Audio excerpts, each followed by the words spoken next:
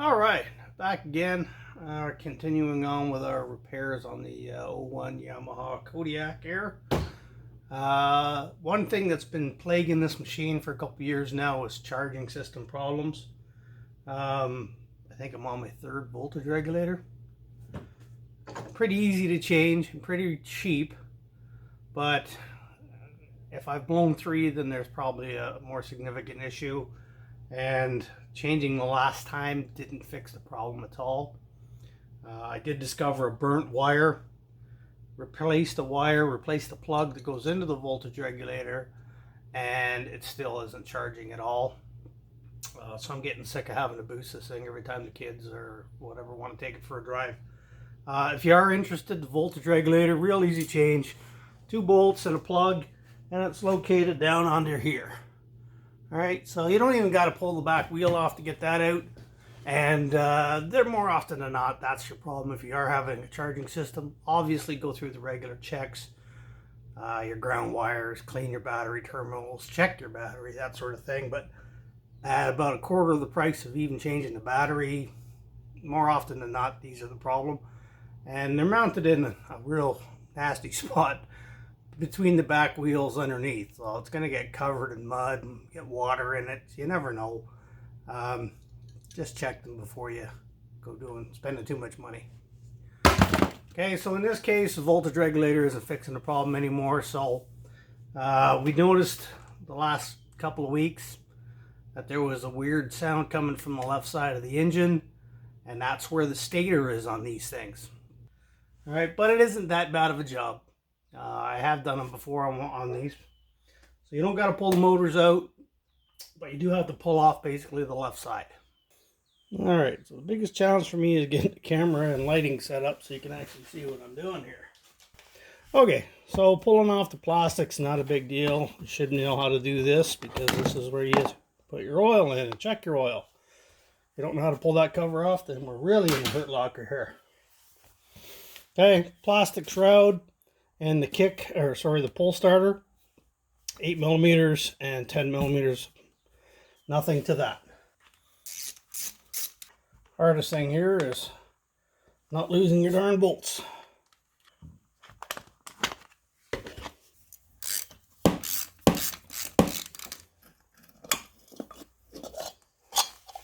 Okay, so what we got here, the side of the engine's off. You can see the wiring harness that comes out of the stator.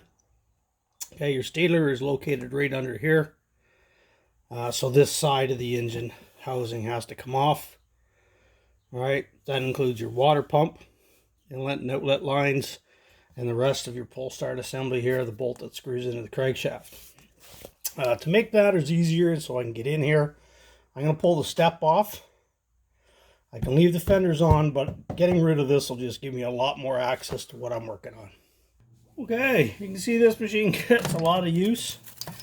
Hold that step up. I got enough dirt in here to grow a garden. That's all sitting on top of that skid plate, so you can't really power wash it out. It's just in such a bad spot.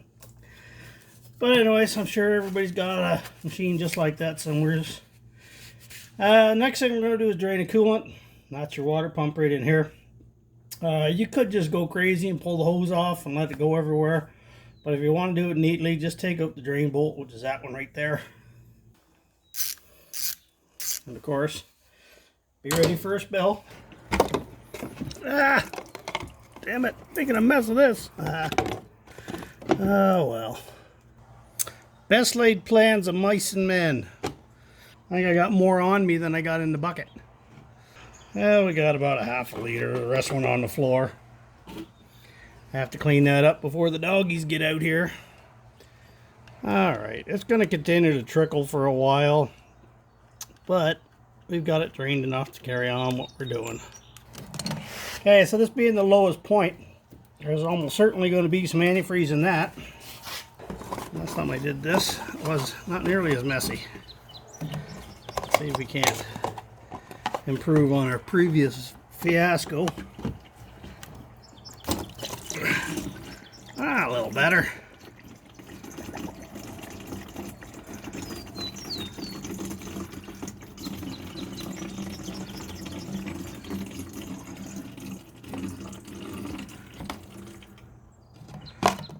we go. Like I said, there'll be a bit more in the hose here. And that should pretty much drain the system.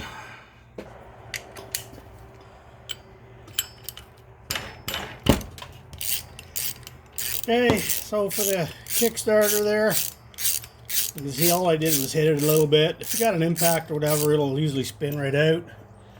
If you are having trouble, just put a screwdriver or a pry bar in these teeth. You're not going to hurt them. They're pretty stout, and it's not a whole lot of torque here.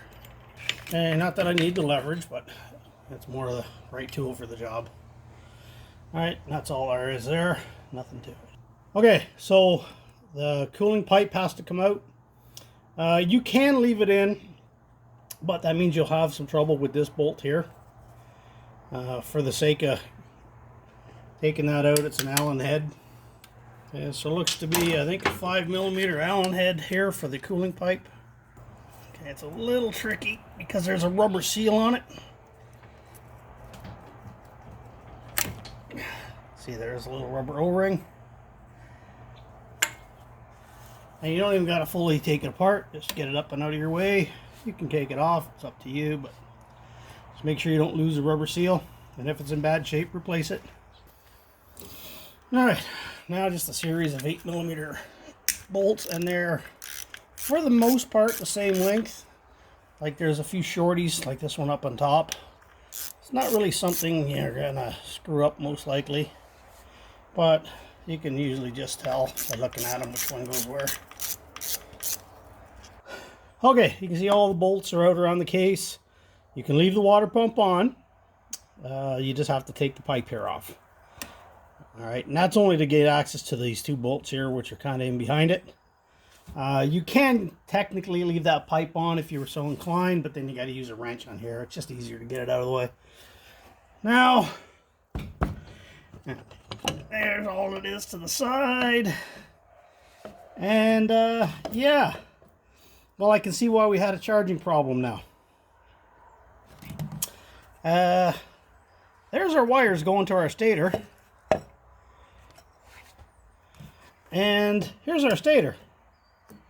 It appears that all the bolts broke and ripped out of the side of the case somehow. So that's not normal and pretty significant. I have not seen that before. I don't even know where the bolts are gone. But they're in there somewhere. It's probably all chewed up. So the flywheel on this is mounted right here on the crankshaft. As you can see, the stator is supposed to be mounted to the case, not just spinning wildly around inside here. Alright, yeah, that's a new one. You can see that's banged off and chewed up pretty good in here. Hard to charge when that's happening.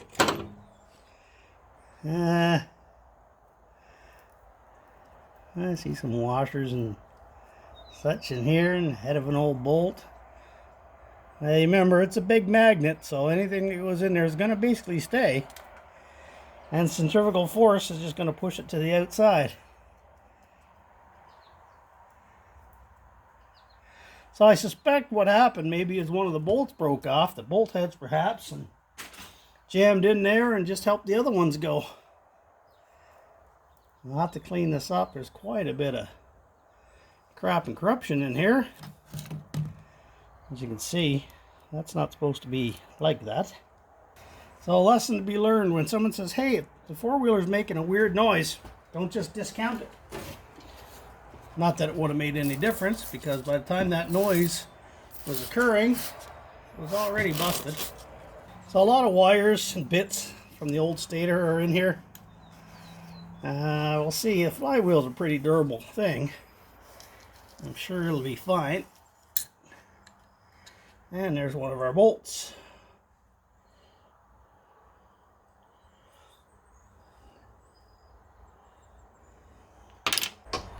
So what I'll do is I'll get this all cleaned up, and I'll see what can be salvaged. I may end up buying a new side case. G'day folks. Been a few weeks waiting on parts. My beard's gotten a little longer. Finally got all the parts needed to put the charging system back together here on this Yamaha 400. I managed to source up a used case so I don't have to bother trying to fix this one here that the bolts were ripped out of.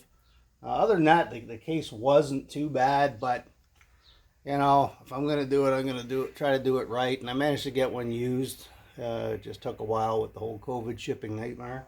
So in my case, I have to reuse my old water pump, which was fine. It was in good shape, to put into the new stator case. All right, you can see the bolts, how it works. This one's your drain. All right, these two hold the water pump halves together.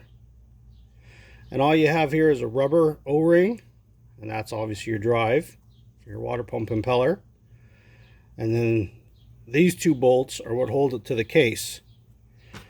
All right, so lube up your O-ring so it'll go in nice and easy. Obviously you want it clean. I just cleaned up the case here. I'm just going to wipe this off. Get a little bit of light oil on there and it'll slide right into place. I think that's just 10W30, whatever I got in the can there. Okay, so you want to make sure you're placing it in straight and roughly lining up your holes as you're doing it. You got some wiggle room. Alright. Okay, so the water pump's roughly in place. I might have to tinker with it a bit. You got two different length bolts. The longer one goes down below. You can see the housing sticks out farther here. Alright, water pump is on. Nothing to it. I couldn't stand looking at all the dirt anymore, so I took it over and power washed it. Took a wire wheel to it, get some of the heavier crud off. It's still not great, but it's a heck of a lot cleaner than it was. Okay, one thing they didn't bother to tell me in the description, of course, when I bought this online, was that there was a bolt broke off in the case. Alright, this is not a big deal where it is. I mean, I could leave it, it would be just fine. All those bolts do is hold on the pull start. Alright, there's no fluid to leak out or anything. You can see here where it's broken on the bottom. I'm assuming they got lazy and didn't bother to heat it. It would have took 5 seconds to heat up that case and get it out. You know, that's what happens. So I'm going to attempt to get it out here. If it doesn't come out too easy, I'm just going to leave it. It's not super critical. Alright, so the threads here are not the greatest, so I'm just chasing them with an M6 tap. Okay, back to the important part. So I cleaned out the inside with some carb clean. I don't have to eat out of it. Picked up a new stator, Rick's Motorsports here. And one thing they say is that the wiring colors are different than the original, but not to go replacing pins because it looks wrong. Okay, complete new system with the right plugs already on it. Good to see. And that just winds up down in there like that. There's your magnetic pickup. Yeah, goes on like so. So all you got to do here now is put it on in such a way that the wires are up and out of the way, and there's a little bracket that retains that. It's at this point where I have to source some bolts. Okay, got the new stator bolted in here. I used 3 hex bolts, about 1 1/4 inch. M6. They're not supposed to be hex bolts. They are, I believe, domes, but hexes should work. I'm going to test fit it before I go too far, just to make sure that there's no flywheel contact there. But I don't see it being a problem. Okay, so the bracket here that holds the magnetic pickup for your CDI and holds the wires in place goes in like so.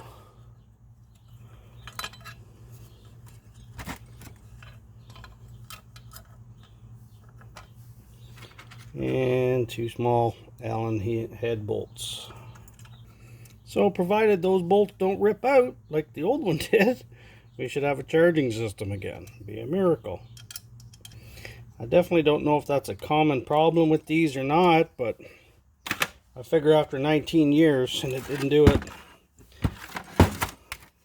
it's probably not that common. Okay, just going to do a quick test fit here. Okay, just slid the case back on. You can see there's still a bit of a gap there. All the bolts are in place. There's short ones, like around the water pump and up top of the starter cutout here, and then the rest are all long ones.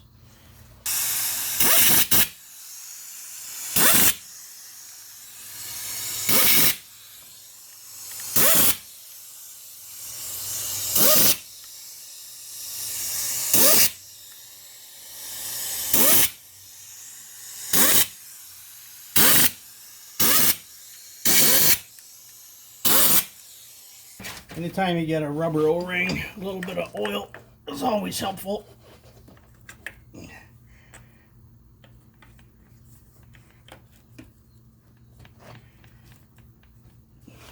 Been so long I forget which bolts were which.